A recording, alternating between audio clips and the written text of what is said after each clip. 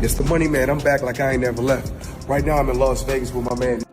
I'm at his place, Vegas Auto Gallery, as you guys can see. This is one of my new toys. You know what's crazy? People are always in my business worried about what I'm doing, what Floyd is doing, what Floyd ain't doing, what I do got, what I don't got. You know where Floyd is rich at right now? What's that? His peace of mind. Floyd Mayweather finally responds to Stephen A. Smith about the bankruptcy claims and stays true to his bold image. He confidently says, "I'm still arrogant, I'm still flashy, and I still don't care what they say." Mayweather makes it clear that the criticism does not affect him, and he remains proud of who he is. Instead of backing down, he uses the moment to highlight how he continues to live the life he wants despite what others say about his finances or character. His words show that he stands firm against the opinions of those questioning his success. So, I know you guys want to talk about real estate. Only thing I'm doing is answer the question. That is a real estate question. Okay, so out of 48 years, I'm 48 years old, and I've never sued a media outlet. The media outlet throughout my life has bashed me, talked bad about me, spoke bad about my family. Now, I've always been judged because how I have presented myself when I'm promoting a fight. You cannot judge me for entertaining the people when I'm promoting a fight. Judge me for the person that you know. You can't judge me if you don't know me. So that's no different from people in this room may want to do a deal with me. But if someone going out there putting lies on my name, putting lies on me and my team and my family and hurting my business, we're not talking about millions. We're talking about billions of dollars. We can't do that. So this is my first time ever filing a lawsuit against a media company.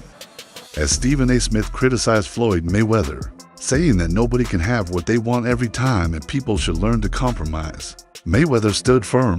His bold words reflected his refusal to change for critics as he proudly defended his success, lifestyle, and choices without apology or regret. I'm a guy that believes in being in the middle, meaning open to compromise, understanding everybody can't get what they want. Vinny, you seem like if you can't get everything you want, you pissed.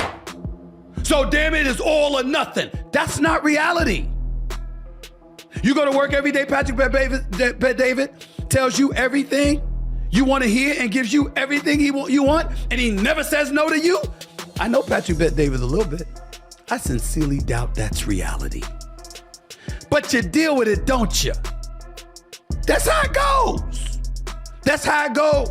Wack 100, who has long been connected to the business side of boxing and entertainment, stepped in to defend Floyd Mayweather against all the recent accusations.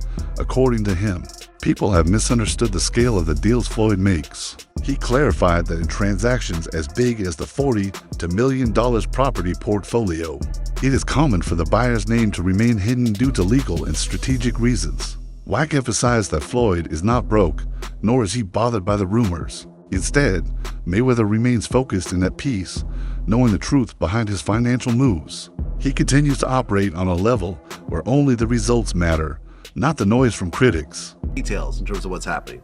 Floyd is definitely not broke. Floyd is wealthy. You and I are broke compared to Floyd Mayweather. Definitely. We're like essentially homeless compared to Floyd Mayweather. He's one of my business partners. I just got off the phone with him on our way here, literally. You know where Floyd is rich at right now? What's that? His peace of mind. When I send him things, like I send you things when it's pertaining to you, when he gets the time, he'll call me and he say, "Hey, Wack, what's that?" And I tell him, he said, that's nonsense. He said, well, as long as they trying to figure me out, they not gonna be able to figure out what they need to do. And he continues to move. I will say this without saying too much, that I've seen him pass on some big deals based upon business he already has on the table. But again, I've been to his home, I talk to him regular. He's my business partner. I think he's riches in his peace of mind because nothing that's going on out there is phasing him or get to him. He doesn't even control his social media. He doesn't see it. I'm telling you, he doesn't see it.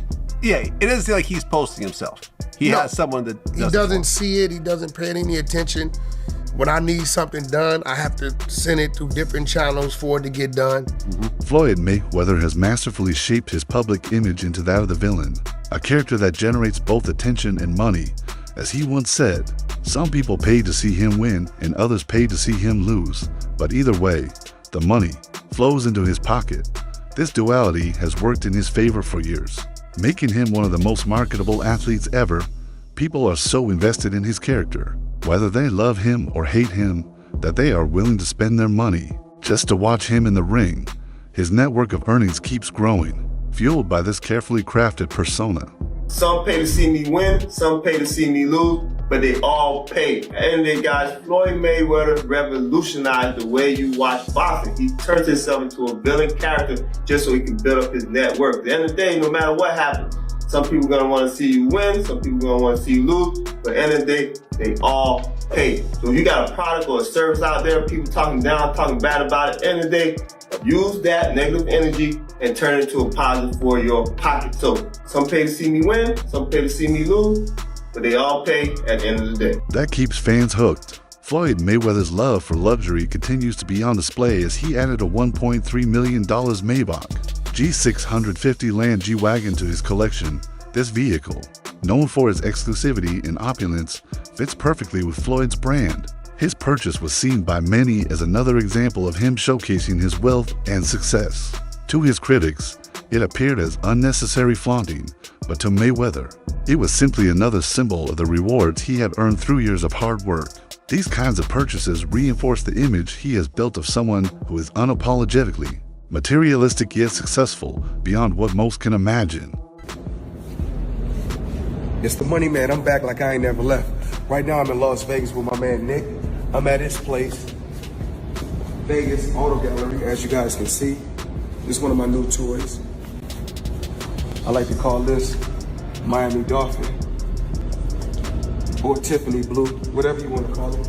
Let's go down here and check out another new toy I just purchased. And whenever you're in the Vegas area, come check them out.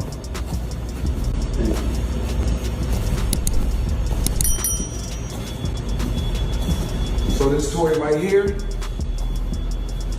Toys R Us. I like to call this the Italian Stallion. Kind of remind me of Rocky Balboa. One more toy. Porsche. We like to call this one right here, White Girl Oasis.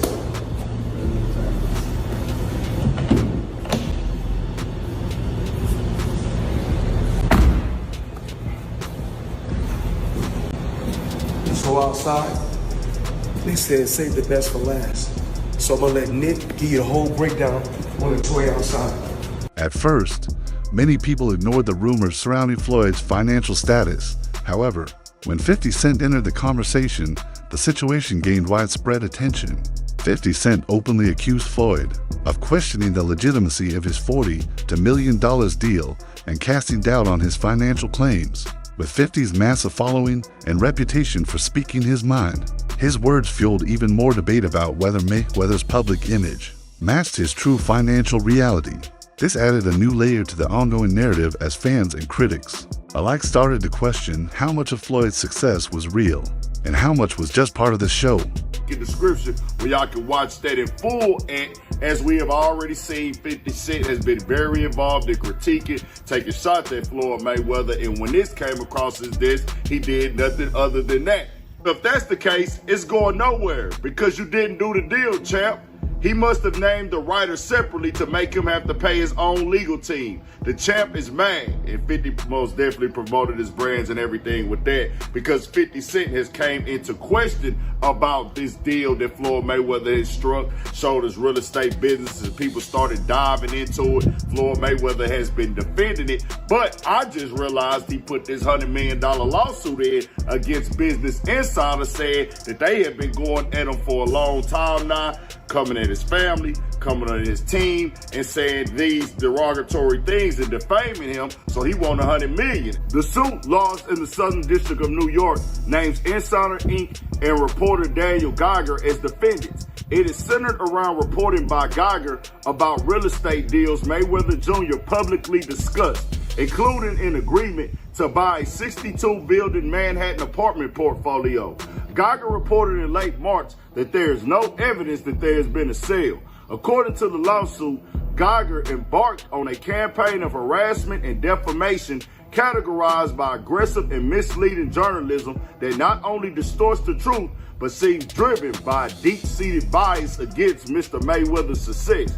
It claims that Geiger refused to review documentation proving the deals in question happened, and suggests that there's a racial component to the reporter's work. It also alleges that Geiger actively sought to undermine Mayweather's business and humiliate him publicly. Floyd Mayweather has never hidden the fact that material wealth means a great deal to him. In his interviews and social media posts, he often highlights his cars, jewelry, properties, and cash. For Floyd, these possessions are not just symbols of success, they are the actual measures of it. He believes in the power of money and has built his brand around the idea that financial dominance is what sets him apart. This openness about his values has drawn both admiration and criticism, but Mayweather remains firm in his belief that money and material things are what matter most to him. If you had to choose between winning world titles but being broke, or not winning titles but making billions, which would you choose and why? When I was younger, I would say winning world titles, because remember, we fight so many fights as an amateur for free. Only thing you get is trophies, and you cherish those trophies. Pretty boy Floyd would say winning titles. Money Mayweather would choose the money. What feels better and why? Together they feel the best, the greatest feeling in the world. Larry Merchant, a respected voice in boxing, summed up his view of Floyd Mayweather by calling him a great businessman, but not the best boxer. Merchant argued that Floyd's perfect record of 50 wins and no losses was impressive on paper, but lacked the kind of inspiration that other legendary boxers provided. According to him, Floyd chose fights that made the most financial sense rather than those that would challenge him or elevate his standing as a fighter. This opinion resonated with some fans who felt that Mayweather's focus was more on securing paydays than delivering memorable battles in the ring. But Mayweather's a phenomenal boxer, phenomenal fighter, a very smart businessman. Yep. Do you think he should come back to fight Pacquiao one more time, or just call it a day? You know what? I'm not even going there. Because if I say no, that might inspire him to come back. And if I say yes, I'd be lying. Why would you want to see that first fight again?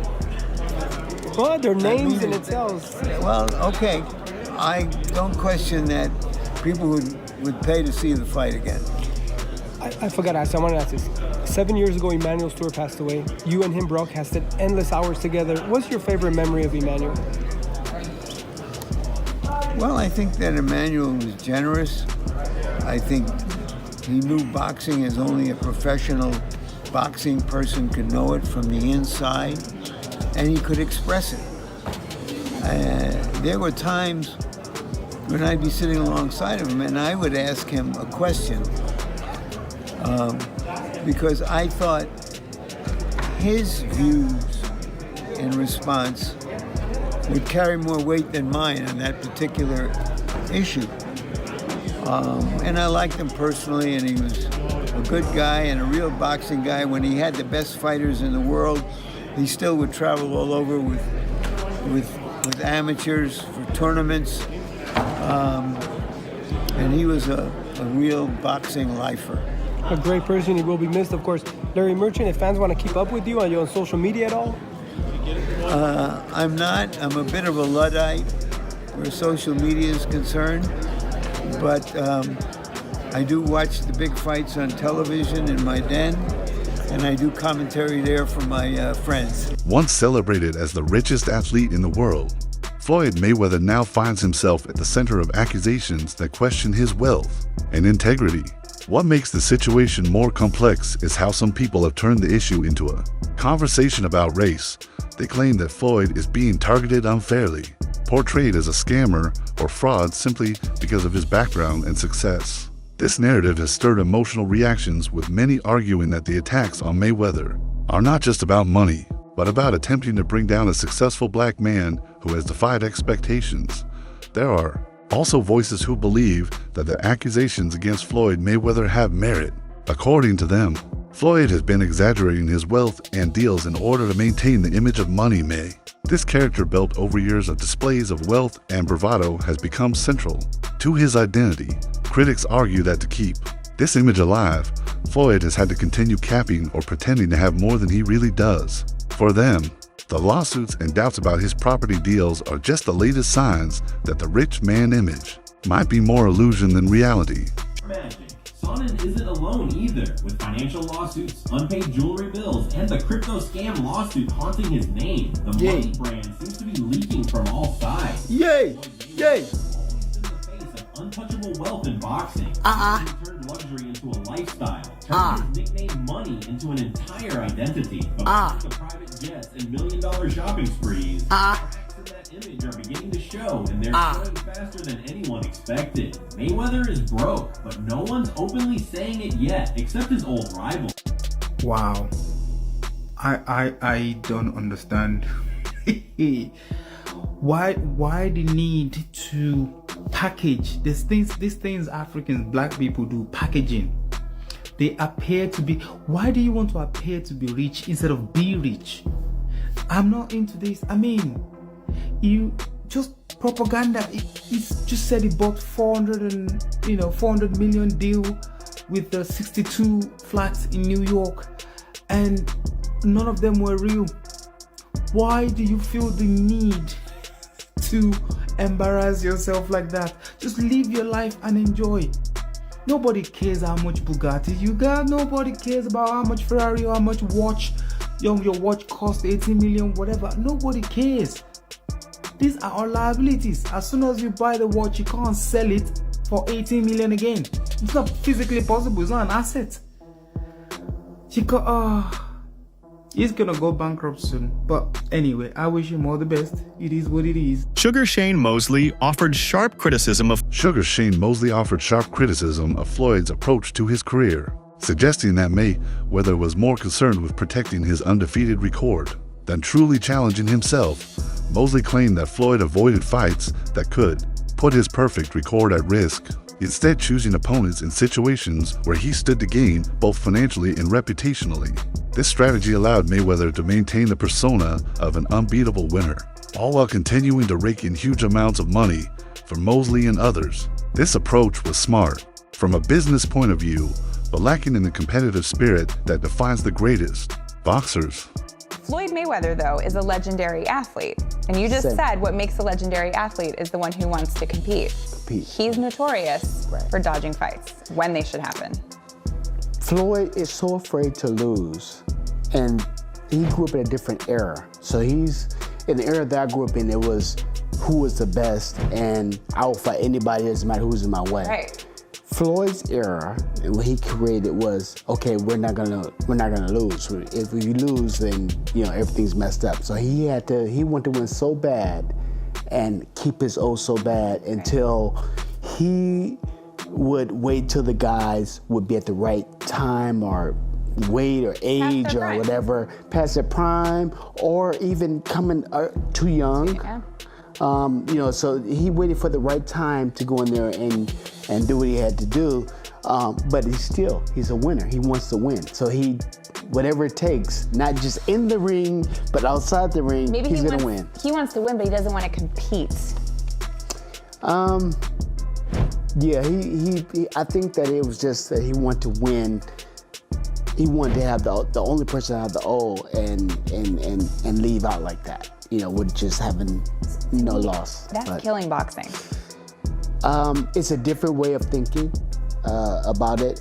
It's his way. He did very well and the way he fought, and he made a lot of money, and it very well could have killed the sport a little bit, that type of style. But I think that's come back around where people now you see get fights. Even as Floyd Mayweather continued to promote his image as Money May, he faced financial challenges that raised questions about the reality of his wealth. One notable example was his dispute with the IRS. Despite his status as one of the highest paid athletes in history, Floyd reportedly owed a large sum in taxes when he retired. He claimed to have paid it off, but the situation provided fuel for critics who doubted his financial stability. People mocked him, asking how someone so rich could find themselves in that position. For them, it was another piece of evidence that perhaps Floyd's image and reality were not as perfectly matched as he wanted the world to believe. Hey, so Floyd just keep trying to flex on us, man. Floyd, we know you got that bad. Floyd Mayweather reveals he's paid $18 million in taxes to the IRS. This is what I owe in taxes while I'm retired. So he said, just imagine what he was paying when he was activated. He paying $20 million while he retired. He probably was paying $50, $60 million when he was activated. Nearly $100 million, man, that's crazy. Just before I paid that light $1 million in change for the little Super Bowl stuff, I'm talking about the little, I had to pay the IRS, aka Uncle Sam, $18,047,000. This is what I owe in taxes while I'm retired. So just imagine what I was paying when I was activated. Hey, I can only imagine, brother. Keep winning, though. Keep winning. Keep doing your thing. Hey, you deserve it. You're the number one. Ain't lost not now fight. Hey, can't knock the man. But hey, follow for more. Let me know what y'all think. That's it for today's video. Stay tuned. Until next.